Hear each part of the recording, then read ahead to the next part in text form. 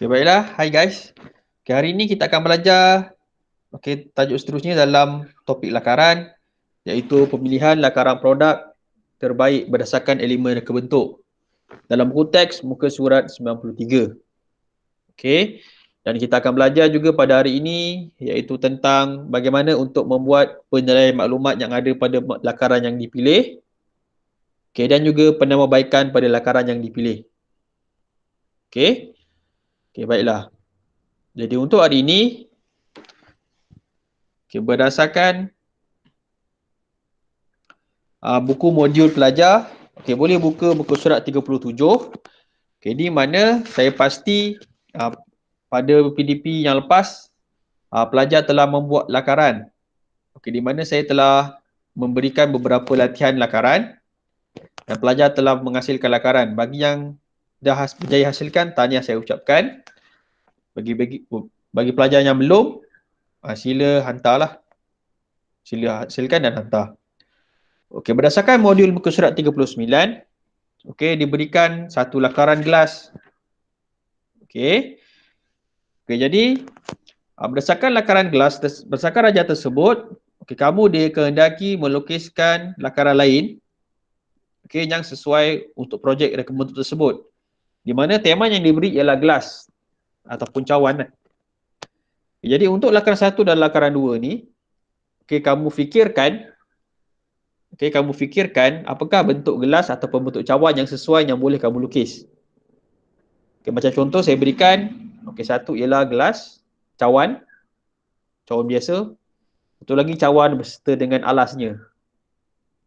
Lepas kamu lukis lakaran ini, buatkan kaedah rendering yang telah kamu belajar pada PDPR yang lepas. Buat rendering guna pensel sahaja. Macam yang saya dah ajar pada kelas yang lepas.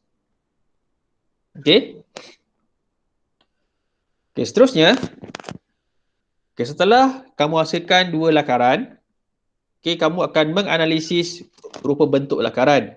Di mana untuk analisis rupa bentuk lakaran, kita akan analisis dari segi bahan yang digunakan, penyambungan yang digunakan, jenis kemasan produk, fungsi produk, dan juga elemen yang digunakan.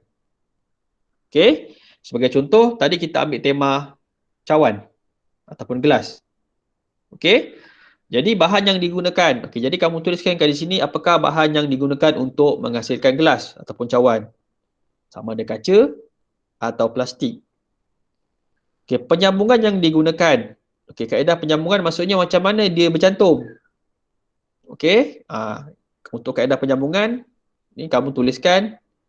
Mungkin sebab kita tak menggunakan kain, jadi kita gunakan gelas ataupun plastik. Jadi kat sini penyambungannya mungkin kaedah peleburan.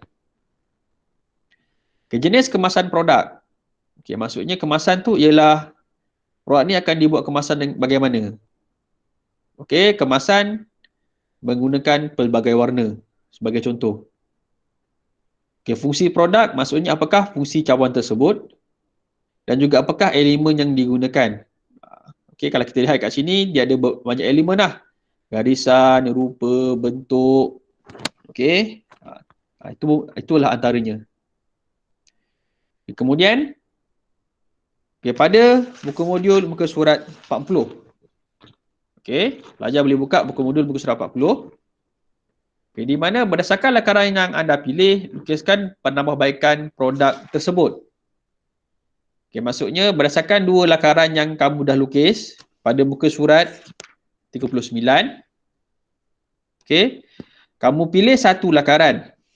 Sama ada kamu nak pilih lakaran 1 atau lakaran 2.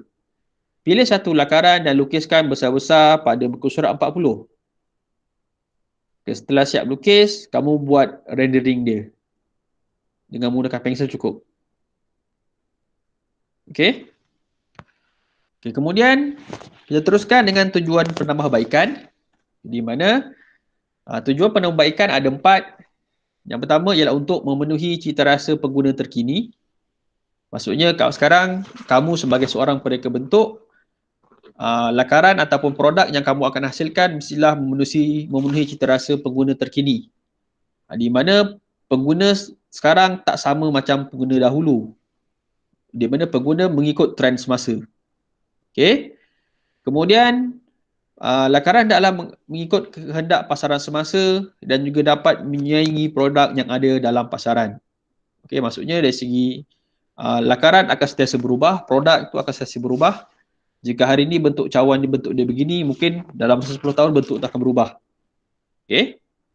Itu adalah tujuan penambahbaikan. Pelajar boleh lengkapkan buku modul buku surat 40 soalan D tu.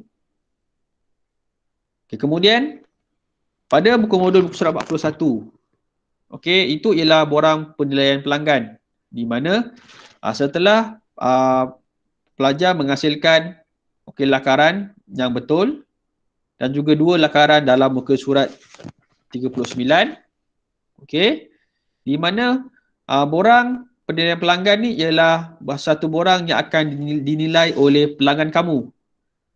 Bukan kamu buat sendiri pelanggan kamu.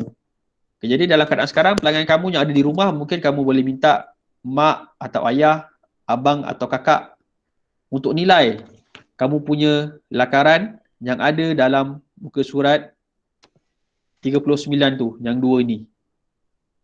Okey. Kita namakan lakaran 1 sebagai lakaran A, cawan A, manakala lakaran 2 sebagai cawan B. Okay, jadi pada soalan lakaran ni nanti dia akan tanyalah, contohnya soalan 2 ni, okey, tandakan betul jika anda merasakan warna lakaran cawan sesuai ataupun salah jika anda merasakan warna lakaran cawan tidak sesuai. Cawan C ni tak ada, kita tak buat lagi.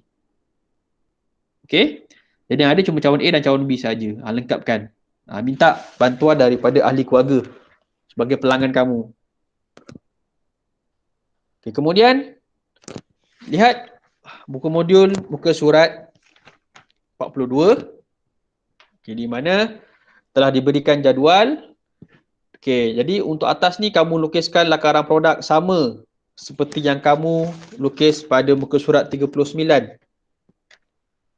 Okey, seperti yang kamu lukis dalam muka surat 39 yang ini, mestilah sama dengan yang kamu lukis di sini. Dan kamu akan analisis dari segi elemen dan bentuk yang digunakan. Contohnya garisan. Okey, garisan dia macam mana? Okey, bentuk. Okey, bentuk silinder panjang. Okey, ini mungkin bentuk silinder pendek. Okey, tekstur dan sebagainya. Okey, ini kamu cuba buat analisis. Boleh rujuk dalam buku teks, tetapi produk yang diberikan dalam buku teks ialah produk topi. Okey, kalau pelajar lihat dalam buku teks. Okey, ni. Produk yang diberikan, contoh produk yang diberikan ialah produk topi. Jadi, kamu tak boleh tiru dalam buku teks bulat-bulat dah.